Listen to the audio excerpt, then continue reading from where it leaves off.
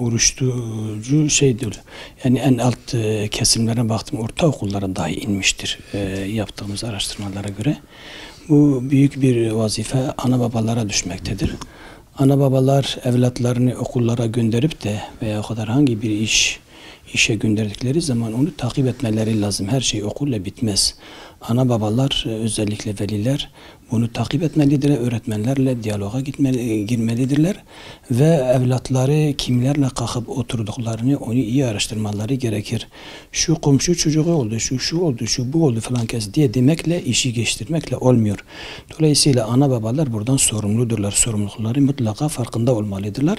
Hala işin başındayken. Ondan sonra okul, idare ve ondan sonra İslami kesime iş düşmektedir. Özellikle vakıf, dernek, İslami STK'lara görev düşmekte. Ve bilahare bununla birlikte zaten en asıllı görev olan devlete iş düşmektedir. Devlet özellikle bu uyuşturucuyla mücadele öncülüklerin alması gerekir. Yani benim öncülerimden birisi de uyuşturucuyla mücadele olduğunu kesin bir tavırla ve mücadelesini durmadan, yani böyle ara vermeden devam etmesi gerekir.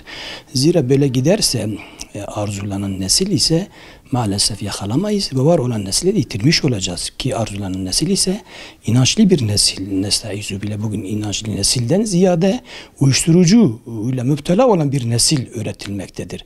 Bu kimler öğretiyor? Niçin öğretiliyor? Amaç nedir? Dertleri nedir? Hakikaten burada birçok şeyler irdelenebilir, ortaya konulabilir. Baştan özellikle karanlık güçlerinin bir sektör haline gelmişler. Burada bir nemalamaları vardır. Bu uyuşturucu ortadan kalktığı zaman ve içicisi olmadığı zaman bunların senelerce yaptıklarının ve kurguladıklarının hepsi heba olup gidecektir. Dolayısıyla bunu asla ve asla bunu ellerinden bırakmak istemezler ve hem nemalamaları hem kazançları elden gidecek, o yüzden istemezler. Diğer bir taraftan da özellikle kişilerinin uyuşuk halinde olmaları, yani sürekli başını oraya buraya çarpmaları, kargaşalar çıkartmaları, kendince kurduğu bir alemi orada kendini ayakta tutabilmesi için ve orada idame edebilmesi için insanların elbette bu şekilde olması, bir kesim bunu istemektedir. Özellikle o da karanlık güçlerdir. Yani istiyor ki toplum ayyaş olsun, istiyor ki toplum uyuşuk olsun, istiyor ki bu nesil düşünmesin, yarını düşünmesin. Halbuki yarını düşünmeyen, yarınki mesele bu dünya geçici bir dünya malumunuzdur. Geçici bir dünya, fani bir alem, fani bir hayat olduğunu, ebedi aleme gelince dahi ebedi alemi düşünecek zaten. Ne hali vardır, ne takati, ne de kudreti vardır. Bunu düşünmesinler. Ondan sonra görürsün ki o insanların eline bir zopa alırcasına hayvanları güttüğün gibi o insanları götebilirsiniz, onlara sahip çıkabilirsiniz, yönlendirebilirsiniz. Dolayısıyla uyuşturucu olayı, özellikle bu neslimizin müptela olması hakikaten çok iç açıcı bir olay olduğunu, el birliğiyle özellikle bunların üstesine gelebilir. Hakikaten toplumumuza baktığımız takdirde, baktığımız zaman uyuşturucu bütün kötülüklerin anası olduğunu Peygamber Aleyhisselatü Vesselam bunu ortaya koymuştur. Bu bütün kötülüklerin anası olan bir menba. Bunu kurutmamak akıl işi değil.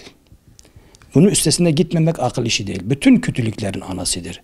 Müskiratlar Resulullah sallallahu aleyhi ve sellem içkiyle söylemiş ama içkinin bütün kardeşleri, benzerenleri kim ne olursa olsun, hangi çeşitte olursa olsun bunlar kötülüklerin anasıdır. Ne kötülükler ne aklımıza gelir? İnansızlığın anasıdır ve aynı zamanda terör ve şiddetin anasıdır. İsrafın anasıdır, kargaşanın huzursuzluğun anasıdır. Siz menbaayı kurutmasanız, kalkıp da buraya uğraşırsanız maalesef meseleler ve arzulanan nesil ise elde edilmez. Bu işi yapanlar, onlara da seslenmek lazım. Özellikle sizler de yazıksınız, sizler de günahsınız.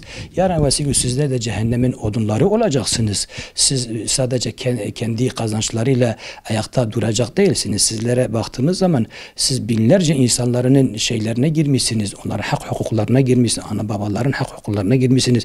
Nice ciğerleri siz yakmışsınız. Dolayısıyla bunun vebali büyüktür. altında kalkamazsınız. Sizin yani kimin başına ne gelirse, özellikle sizin aracılığıyla olmuşsa, sebep olmuşsa, sizin ekmenizle veya satmanızla veya adam tutmanızla ne olursa olsun hepsinin katili ve müsebbibi sizlersiniz. Dolayısıyla hepsinin günahları sizin boynunuza girecektir. Nasıl ki Allahu Teala'nın ayet-i cellede kim bir nefsi öldürürse sanki bütün nefsleri öldürmüş oluyor. Bir insan bütün insanları öldürmüş gibi oluyor diye.